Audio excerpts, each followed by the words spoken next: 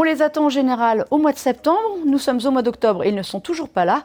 On va faire le point tous ensemble sur les iPhone 12 qui se profilent à l'horizon. Bonjour à tous et bienvenue, je suis Mélinda de Frandroid. On les attend toujours au mois de septembre et là, cette année, eh bien, toujours rien.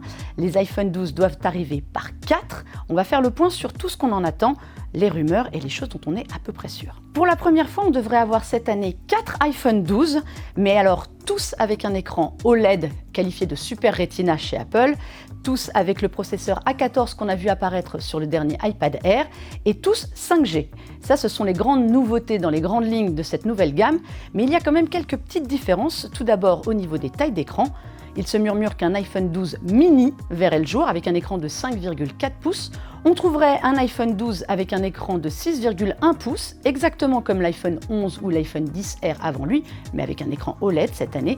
Et enfin, la gamme iPhone 12 Pro et 12 Pro Max, les fleurons d'Apple, embarqueraient des écrans OLED de 6,1 pouces et 6,7 pouces, c'est bien plus gros que l'année dernière. Côté design, comme tous les 2-3 ans, il faudrait s'attendre cette année à un redesign de l'iPhone. Apple en est coutumier, et bien cette fois, c'est un retour en arrière qui se dessine. On reviendrait à un design assez carré, assez droit, comme celui qu'on avait à l'époque sur l'iPhone 4.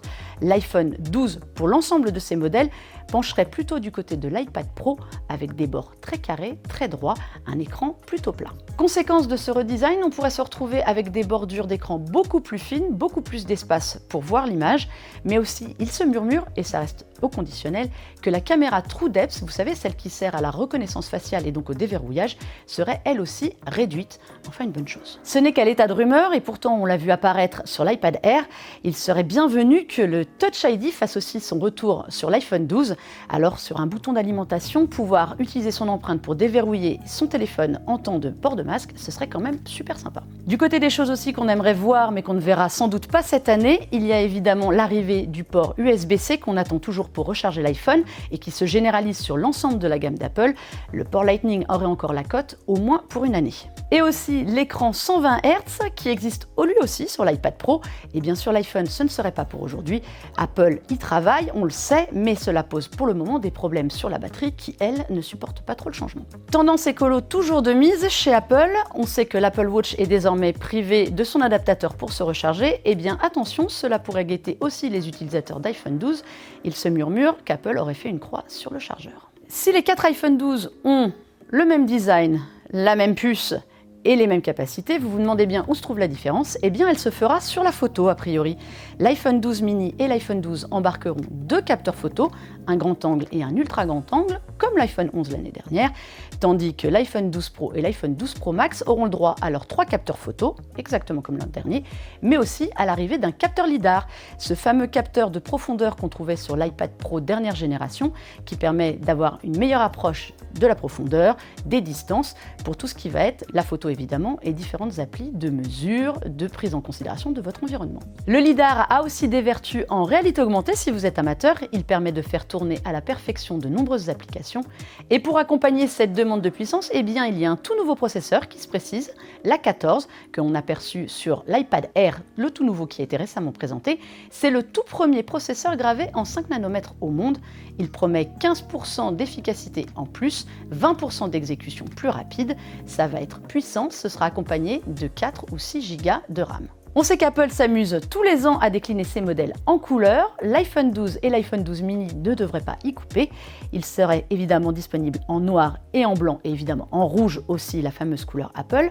Le jaune et le vert devraient disparaître et laisser la place potentiellement à un bleu marine qu'on a déjà vu apparaître sur l'invitation pour l'iPad Air et l'Apple Watch. Plus classique, l'iPhone 12 Pro et l'iPhone 12 Pro Max auront évidemment des couleurs gris sidéral, argent et or, les 3 couleurs classiques. S'ajouterait à cela une déclinaison également en bleu marine, un bleu foncé qui viendrait remplacer le vert de l'an dernier. Et la douloureuse, me direz-vous? Eh bien, avec 4 iPhones en vue, la fourchette de prix devrait elle aussi s'étendre. On parle d'un premier modèle qui débuterait à 699 $, mais pour 64 Go seulement de stockage, compté en euros environ 750 €. C'est toujours plus bas que l'iPhone 11 de l'an dernier, qui avait lui aussi pourtant vu son prix à la baisse à 809 €.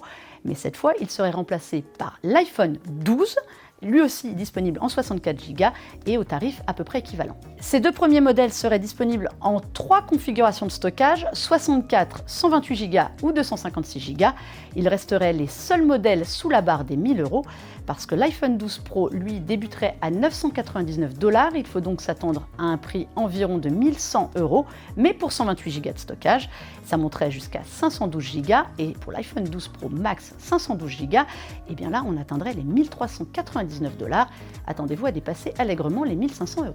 Rendez-vous dans quelques jours pour voir si nos prédictions étaient bonnes et à quoi ressembleront donc ces 4 nouveaux iPhone 12.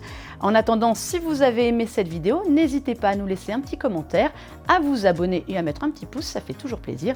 Et retrouvez aussi nos autres vidéos sur la chaîne et puis on se dit à très vite pour savoir à quoi ressemble donc cet iPhone 12.